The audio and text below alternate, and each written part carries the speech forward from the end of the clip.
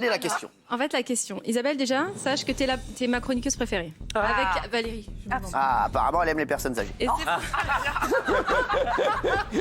fait, c'est pour ça aussi que j'aimerais te poser cette question. Mon âge, jamais. Non.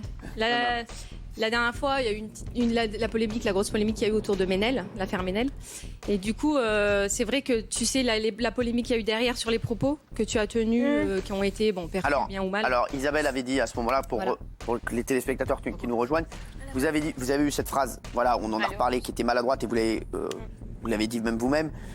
Vous avez dit, elle a chanté en arabe, c'est pas le moment, c'est ça? Par les temps qui courent. Était-ce bien nécessaire par les temps qui courent? Voilà. Et pour le coup, j'ai pu comprendre, parce que même moi, derrière, la réaction première que j'ai vue, j'ai dit, mais qu'est-ce qu'elle dit? Pas méchant, mais j'essayais de comprendre, je comprenais pas, je dis, qu'est-ce qu'elle veut dire? Pourquoi par les temps qui courent? Et puis, parce qu'en plus, excuse-moi, tu as dit, la chanson arabe, ça me gêne pas, le voile, ça me gêne pas, mais par les temps qui courent, donc j'ai pas compris. D'un côté, ça te gênait pas, mais d'un côté, par les temps qui courent. Donc c'est juste ça que je voulais. Quelle est ta question alors, ma chérie Sana? Je voulais en fait savoir si tu pouvais justement éclaircir, parce que du coup, avec tous les débats qu'il y avait eu, pour le coup, elle a jamais réussi à finir de s'expliquer. C'est vrai, t'as raison, Sana. Et du coup, à chaque fois, on attendait l'explication, et moi je me suis dit, zut, aujourd'hui, elle a pas dit, juste aujourd'hui. Elle a arrêté de travailler 10 ans à cause de ça. Elle était tellement pas bien, 10 ans, elle a dit, j'arrête tout, j'arrête.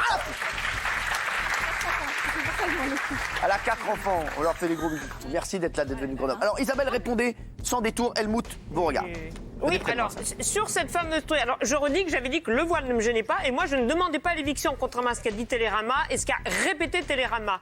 Donc ça c'est totalement faux. En revanche, c'est vrai, si j'avais regardé l'émission en direct, j'aurais vu une jeune femme qui chante très très bien. D'ailleurs, honnêtement, j'aurais même été incapable d'évaluer en quelle langue elle chantait. Le lendemain, moi je l'ai visionnée en replay au moment de toute la polémique, où il y avait déjà, oui, elle a rajouté un couplet qui est peut-être pas complètement neutre, et puis elle est proche des familles, sa famille est relativement radicalisée. Donc moi, il y avait déjà cette polémique quand je l'ai vue.